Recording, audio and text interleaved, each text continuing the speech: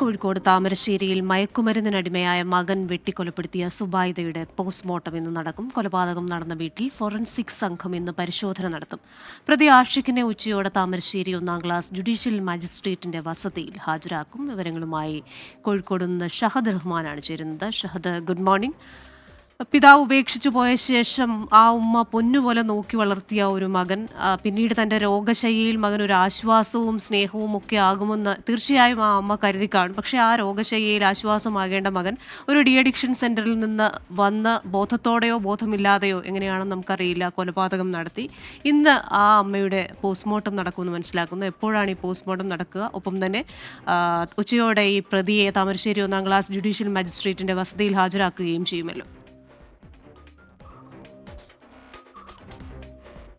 തീർച്ചയായും ക്രിസ്റ്റീന, അങ്ങനെ തന്നെയാണ്. കാരണം രാവിലെ 10 മണി അല്ലെങ്കിൽ 10:30 ഈ പോസ്റ്റ്മോർട്ടം നടപടികൾ നടക്കും എന്നുള്ളതാണ് നമുക്ക് ഇപ്പോൾ ലഭ്യമാകുന്ന വിവരം. കോഴിക്കോട് മെഡിക്കൽ കോളേജ് മോർച്ചറിയിലാണ് ഇപ്പോൾ മൃതദേഹമുള്ളത്.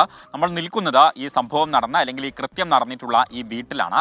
ഇവിടെ വെച്ചാണ് ഇന്നലെ സുബൈദയെ മകനായിട്ടുള്ള ആഷിഖ് വെട്ടി പരിക്കേൽപ്പിച്ച് അല്ലെങ്കിൽ കൊല നടത്തിയത് എന്ന് വേണം നമുക്ക് പറയാൻ.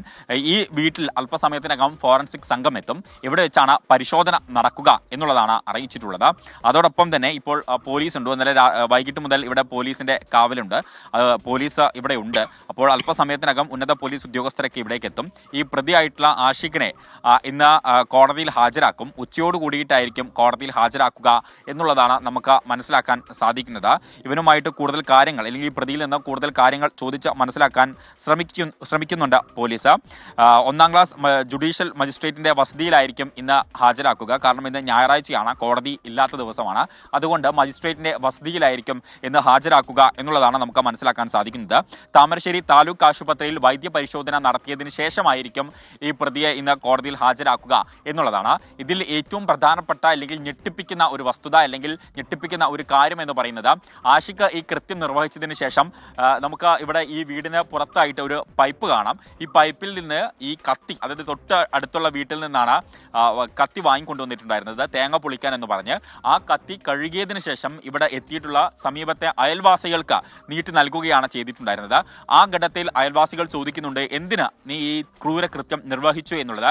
അതിന് ആഷിഖ് പറഞ്ഞിട്ടുള്ള മറുപടി എന്ന് പറയുന്നത്, എനിക്ക് ജന്മം നൽകിയതിനുള്ള പ്രായശ്ചിത്തമാണ് അല്ലെങ്കിൽ ജന്മം നൽകിയതിനുള്ള ശിക്ഷയാണ് എന്നാണ് ആഷിഖ് പറഞ്ഞിട്ടുണ്ടായിരുന്നത് എന്നുള്ളതാണ്. നമുക്ക് ഇവിടെയുള്ള ഈ നാട്ടുകാർ ഒക്കെ ഇവിടെയുണ്ട്. കാരണം ഈ സംഭവം പറഞ്ഞിട്ട് ഇന്നലെ ഒക്കെ ഈ സംഭവം നടന്നിട്ട് വലിയ രീതിയിൽ ആളുകളൊക്കെ ഇവിടേക്ക് വന്നിട്ടുണ്ടായിരുന്നു. ഞെട്ടലോട് കൂടിയിട്ടാണ് ആളുകൾ ഈ സംഭവം കേൾക്കുകയും ചെയ്തിട്ടുണ്ടായിരുന്നത്. അപ്പോൾ ആളുകളെ സംബന്ധിച്ച് ഇപ്പോഴും അതിൻ്റെ ഞെട്ടൽ മാറിയിട്ടില്ല. കാരണം ഇവിടെ വീടുകൾ അത്രയധികം തിങ്ങി താമസിക്കുന്ന ഒരു സ്ഥലമാണ്. പ്രധാനമായിട്ടും ലഹരിയാണ് ഈ പ്രശ്നത്തിലേക്ക് വഴി വെച്ചിട്ടുള്ളത്. ഈ നാട്ടിൽ വലിയ രീതിയിൽ ചർച്ച ചെയ്യുന്ന ഒരു വിഷയമാണ് അല്ലേ? തീർച്ചയായിട്ടും. ഈ നാട്ടിൽ ഈ അടുത്ത കാലത്ത് ജനകീയ സമിതിയും അതുപോലത്തെ ഇതിനെ പ്രതിരോധിക്കാനുള്ള ഇതൊക്കെ നാട്ടുകാരുണ്ടാക്കിയിരുന്നു ഈ അടുത്ത കാലത്തൊക്കെ. പക്ഷെ ഇത്തരം മാരകമായ ഒരു സംഭവം ഇവിടെ നടന്നു ഞങ്ങളൊക്കെ അറിഞ്ഞപ്പോൾ വല്ലാത്തൊരു വിഷമങ്ങളാണ് ഇപ്പോൾ ഞങ്ങൾക്ക് തോന്നിയത്. ഈ അടുത്ത പ്രദേശത്തൊക്കെ ഇത് വ്യാപകമായിട്ട് നടക്കുന്നുണ്ട് എന്നുള്ളതാണ് ഞങ്ങൾക്ക് മനസ്സിലാക്കുന്നത്. ഇവിടെ ഈ സംഭവം അറിഞ്ഞ സമയത്ത് വന്നിട്ടുണ്ടായിരുന്നു. ഇവിടെയുള്ള ഇത്താതൊക്കെ ആയിട്ട് ബന്ധമുണ്ട്, അവരുടെ സഹോദരിയായിട്ട് താമസിക്കുന്ന പിന്നെ ഷക്കീലയും ഷക്കീലൻ്റെ മകന് ഇവരൊക്കെ ആയിരുന്നു ആദ്യം ഇവിടെ താമസിച്ചത്. അവരെ പിന്നെ ഷക്കീലൻ്റെ ഭർത്താവ് മരിച്ചു പോയതാണ്. പിന്നെ ഇടക്കാലത്ത് പിന്നെ എന്തോ അസുഖമായിട്ടാണ് സഹോദരി ഇവിടെ വന്നെങ്ങാനും താമസിക്കുന്നത്. സ്വസ്ഥമായിട്ട് താമസിക്കാൻ അവിടെ വന്നു എന്നുള്ളതാണ് ഞങ്ങൾ മനസ്സിലാക്കാൻ കഴിയുന്നത്.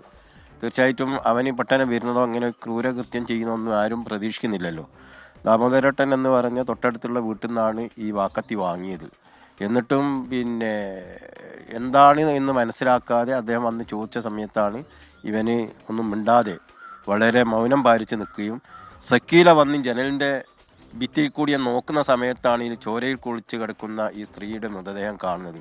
അങ്ങനെ അട്ടഹസിച്ച് പരിസരവാസികളൊക്കെ വന്നു കാര്യങ്ങളൊക്കെ പറഞ്ഞ സമയത്താണ് ഈ കാര്യങ്ങളൊക്കെ എല്ലാവർക്കും അറിയാൻ കഴിയുന്നത്. അങ്ങനെയാണ്. എന്തായാലും ഈ നാടിനെ സംബന്ധിച്ചിടത്തോളം വലിയ ഞെട്ടലാണ് ഉണ്ടാക്കിയിട്ടുള്ളത്. എന്തായാലും പോസ്റ്റ്മോർട്ടം നടപടികൾ അല്പസമയത്തിനകം ആരംഭിക്കും. ക്രിസ്റ്റീന. ശരി, കേരളത്തിൽ ലഹരി ഉപയോഗിച്ചുള്ള കുറ്റകൃത്യങ്ങൾ കൂടുന്നു. അതിൽ ബന്ധുവോ സുഹൃത്തോ എന്നൊന്നും ഒരു ബോധവുമില്ലാതെ കുറ്റകൃത്യങ്ങൾ ചെയ്യാൻ ലഹരി പലരെയും പ്രേരിപ്പിക്കുന്നു എന്നത് ദുഃഖകരമായ കാര്യമാണ്. കോഴിക്കോട് നിന്ന് വിവരങ്ങൾ നൽകുകയായിരുന്നു ഷഹദ് റഹ്മാൻ.